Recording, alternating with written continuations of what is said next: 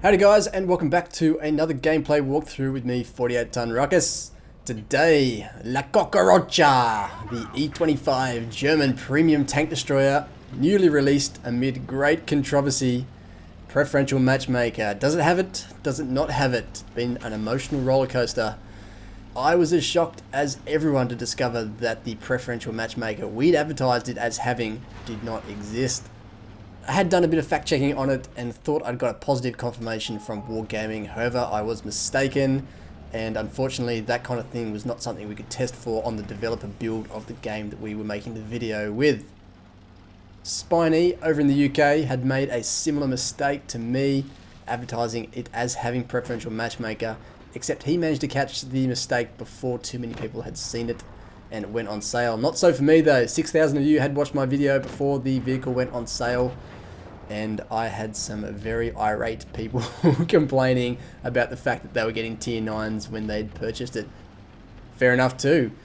It was very embarrassing to have advertised the vehicle as having something that it turns out it did not have, especially considering the bundles the E25 was sold with are not cheap. In Australia they were 30 and 40 bucks, which is a hell of a lot of money to pay in today's day and age when you can get 10 games in a Steam sale for that price. And especially considering that premium vehicles in Blitz are only good for making credits, unlike PC where you can use them to train up your crews. So yeah, the general consensus was, what the hell Wargaming? You've given us a vehicle that costs just as much as PC, but has received two massive nerfs. The rate of fire nerf of 25%, which is big enough in itself, and then the matchmaker nerf as well, apparently. I bought it anyway because I had always intended to buy this thing, and my first 5 games seemed to confirm these fears. I was top tier in all 5 games. They were solo matches, which you should never do anyway if you can help it. And even though I came out with top XP and top damage for the team, I lost all 5 games, and I was like, oh no, what have they done? You cannot carry in this vehicle. And I can only imagine how bad things are when I start to see tier 8 and tier 9 games in it. But then after a couple of days had passed, wouldn't you know it, the announcement comes through that the E25 was in fact supposed to have preferential matchmaker, and a patch was on the way to fix the problem. But by that stage, I didn't even feel like there was much of a problem. The E25 is such a markedly different vehicle from any other tank destroyer in the game that it requires a completely different gameplay approach to do well in it, even down in low tier battles, tier 7 battles. In tier 9, you're no longer playing to do damage. You are the scout of the team and the distraction, and such a distraction it can be. It's definitely difficult to come out on top XP because the game doesn't really reward you for the kind of gameplay that you need to play it in a high tier battle, but you definitely do affect the outcome of each game you play in if you play it right. My win rate was pretty dismal to start with, but now that I've adjusted my tactics, it's on the rise, and it's now up there amongst the best of any of my tank destroyers, which are generally my worst performing class of vehicle. I'm approaching 100 games now, and it's up to about 80%, and I expect that to go even higher now that we've had that change in matchmaker back to preferential. The only downside to the change in matchmaker is the fact that you have to be more careful with who you platoon with now, as non-preferential matchmaker platoon mates will drag you into tier 9 battles. These following matches were all recorded prior to the change in matchmaker, so we're going to see some high tier gameplay. And hopefully this will give you an idea on how to best make the use of your completely non-armored little cockroach with its tiny pop gun. We'll get into that in just a bit, but first up I'm going to run you through the equipment and consumables loadout I've got here on the E25 at this point in time. I started with a different setup to what this is, but swapped yesterday to this, and it's really been working well for me, so give it a go. If you've got a better setup or one that's working really well for you, let me know in the comments section. I'd be happy to hear it. So I've got in consumables the single purpose repair kit, the multi-purpose restoration pack, and instead of the chocolate I've got the engine boost. It's real handy for a first rush or even the retreat. Sometimes I prefer to hold on to that boost until a mid-game or late game. In the equipment slots, I've got the vents, rammer, and the binoculars. The view range of the E25, not fantastic, but the camo, even without camo net, is fantastic. So I've been using this as kind of a push to a bush, sit there, spot, or even just a hilltop. You don't even need a bush if your enemies are far enough away. Wait for the binoculars to set in, takes about 3 seconds, and shoot or move forward again if you don't spot anyone. It's been working fairly well, even on the small maps in Blitz. It's been surprising. One last thing before we get into some gameplay proper, I want to clarify one point that was contentious in my preview video. I had a few people calling me out saying you cannot do that Mines Hill climb in the in-game version of the E25. It's not possible. You must have used some special version of the tank that we don't have. Well, here we go. This is a standard battle on mines starting from this side of the map. I'm with Saigon in his AT-15A. Boost the engine at the start, point the vehicle at those bushes there between the two rocks, and away she goes. Easy as that. What you do when you get up here, I have not decided yet. I fully expected the Comet on the red side to be the first one up here, and I was going to try and surprise him with a bit of rough butt touching, but he didn't appear, and I just kind of sat here. Behind me, silly Jag Panther, you can't get up here.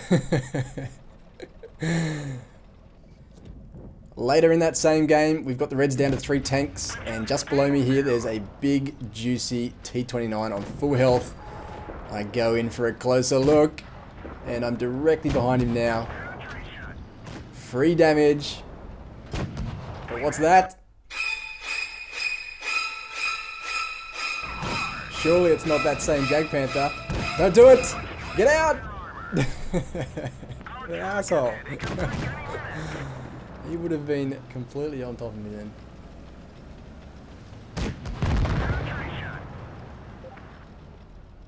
Okay, let's get into some games proper. This is a tier 8 battle on Rockfield. Fairly tough conditions for the E25. Small map, not a lot of room to maneuver. I'm with UQ Evangeline AK McDowell, who I am just going to call Ev because that is far too much of a mouthful to keep repeating. He's going to move to the back edge of the map, which is a good sniping position for this particular vehicle. Has a high rate of fire, very accurate gun, so not a bad position for it. I'm boosting here to get into an early scouting position. Look at this thing climb up that hill. I've never done that before in any other tank. Up to the crest here, I've got binoculars installed on this E25. Sit here for about 3 seconds it takes for them to activate, I believe, although there's no indication for it. Only a VK3001P spotted for the moment. Bit cagey, playing cautiously because of that delay between getting spotted and your 6th sense light coming up. You really can't afford to take hits in this thing. But I wasn't spotted. I'm back up again. Here we go. Tiger P now in the low ground. He is far too far away to spot me, so I'm sitting here to see what else comes along. Here we go. IS-6. Things are heating up, but I'm still not spotted.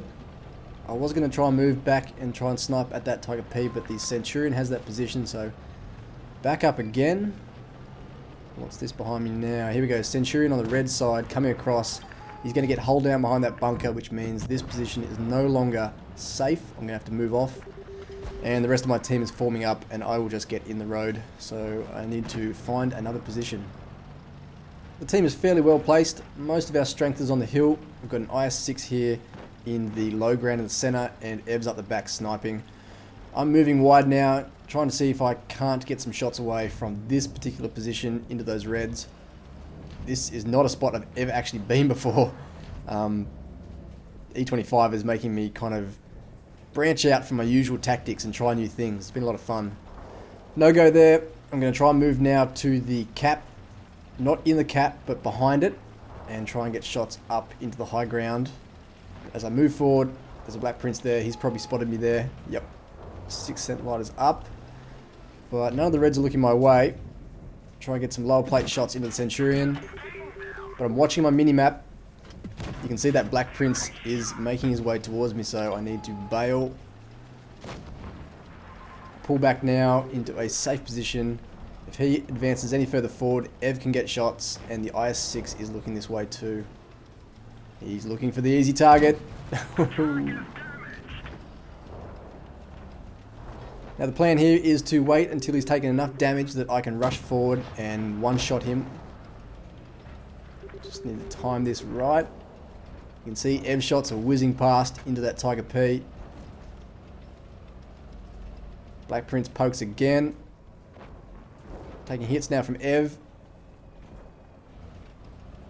Another one from Ev, and then the IS-6 finishes him. Now I can move forward, try and bum rush this Tiger P. Take a hit, repair that using the wrong repair kit. That should have been a single purpose repair, not a multi-purpose. I still stuff that up from time to time. Now I'm in behind the Tiger P. Back to AP rounds. Easy kill there through the rear. And now we've just got the 3 tier 8s up on the hill left. And this is a situation where even though we're winning 4-0, you need to be careful because enemies backed into a corner will often rush the weakest tank on the enemy team in a desperate attempt to get a last kill. And I was thinking I'd be able to get in behind the Jag Tiger 88, but he sees me, he's on the ball, and the IS-6 is looking my way as well. He's going to charge me down. Ev cruises past, he takes a hit on the way through, but this IS-6 is after me, so run E25.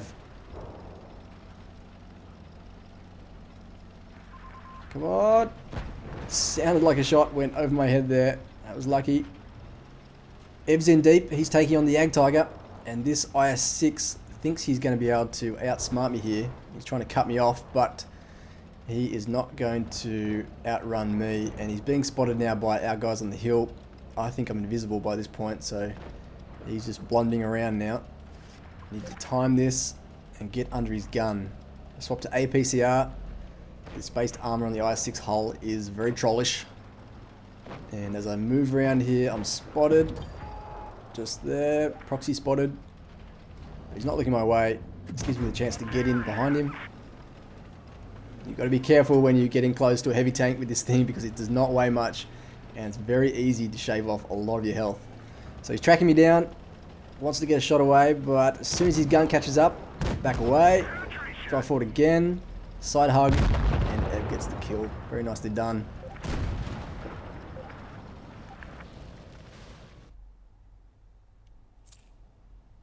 Only 700 damage for that game, but I come away with a scout medal. Ev gets 2k.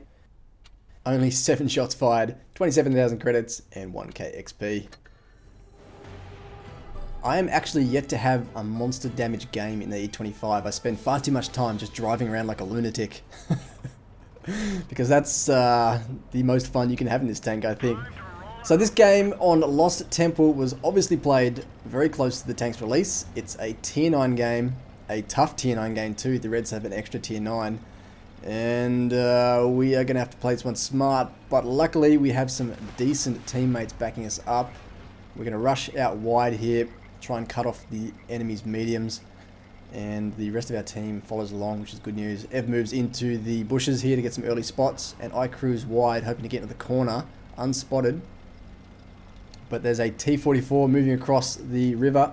Look how stealthy this tank is. I was screaming across there in his line of sight and I was not spotted. So at this point they don't know I'm here, but they will soon enough and I'm going to have to get out. So it's all about timing.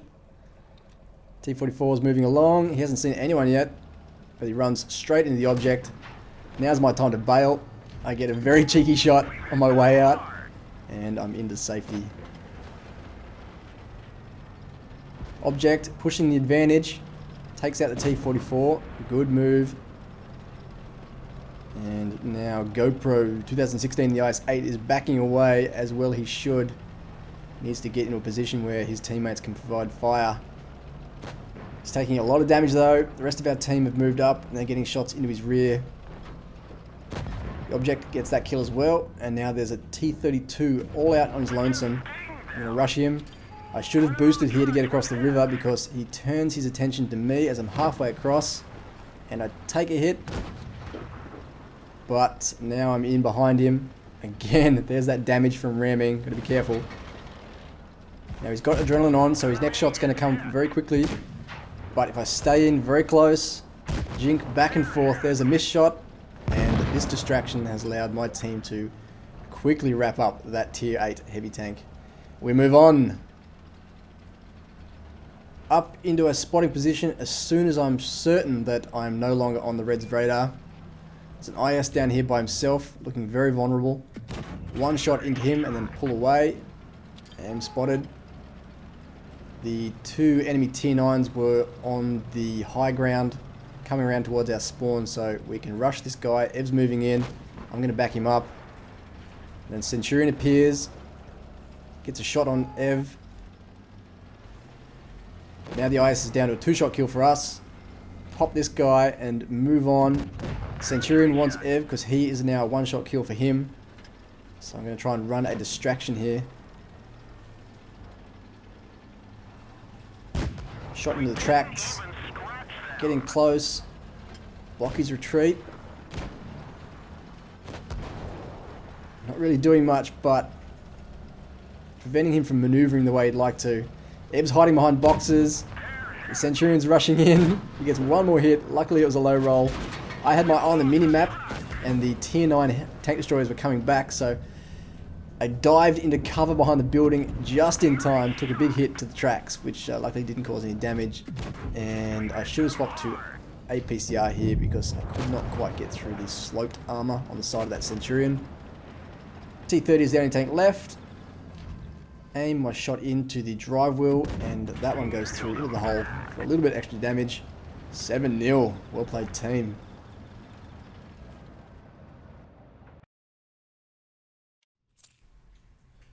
Third class badge, Confederate and Sniper. Only 1.2k damage, 7 for Ev. 9 penetrating shots, 34,000 credits, 35. And another 1,000 XP. The final battle is a much easier lineup on Awaysusp Palms. A nice tier 7 battle for myself and Ev. We're pointing in this direction, so this is where I'm going to go. That tall hill is my destination. Sorry Ev, blocked you there. My bad. No need to boost because I don't expect anyone on the Reds team to beat me there. The Comet has a decent turn of speed and good power to weight, but I'm starting in exactly the right position to make a beeline for this hill, so hold on to my boost for the time being. Ev's moved up towards the cap where he can put flanking fire onto anyone I spot. And crest here, see what we see. There's the Comet and a T-34-85. One with the Comet, back away. Definitely don't sit up there for the second shot when they're that close. Now, because the E25 has a low profile, I can safely hide here without any fear of Reds on that back corner of the map to my left, putting shots into me, which can happen for tanks hiding in that corner. Spotted again, need to be careful where I sit because there is an SU-152 in play and I don't want to get whacked by that. T-34-85 has climbed up the hill into our position. You can see Ev belting these guys as they expose themselves on the side of that hill. No penetration there on the cupola of that T-34-85, and he uses that opportunity to get a shot at me. My driver is injured. Just weighing up the situation. He's taking a shot at our T-34, so I decide this is the time to dig this guy out of here. Heal the driver, change to APCR, and he sees me coming and he bugs out. So we consolidate this position. But then our T-43 decides to go full ham. He's gone in and I'm going to have to make the most of his sacrifice as he's in between 3 enemy mediums. He's going down fighting. I get a miss on the T-43 and we focus down the Comet. One shot through his front. We lose our T-43, but the Comet goes down too. Now hide behind the wreck of my ally there. My back left track is real good at bouncing shots, it seems. No scope the T-43 and then move away because the enemy heavies are moving in.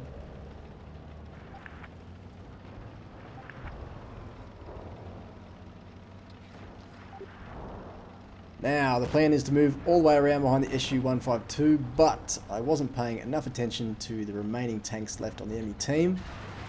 And there's a Stug hiding in spawn. There we go, take a hit. We have to focus this guy down before we do anything else. One more shot for the kill.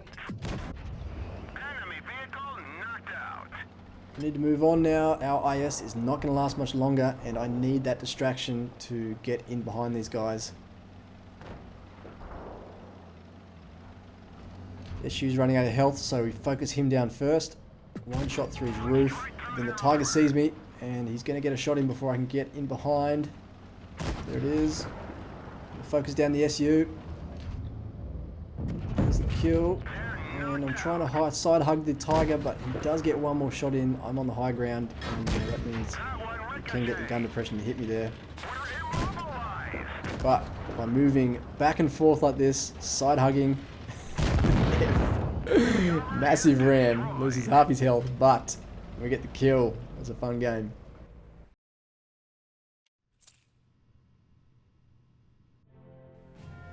And so concludes what promises to be the first of many gameplay videos featuring the E25. This thing is so much fun to play, and the games are always action-packed.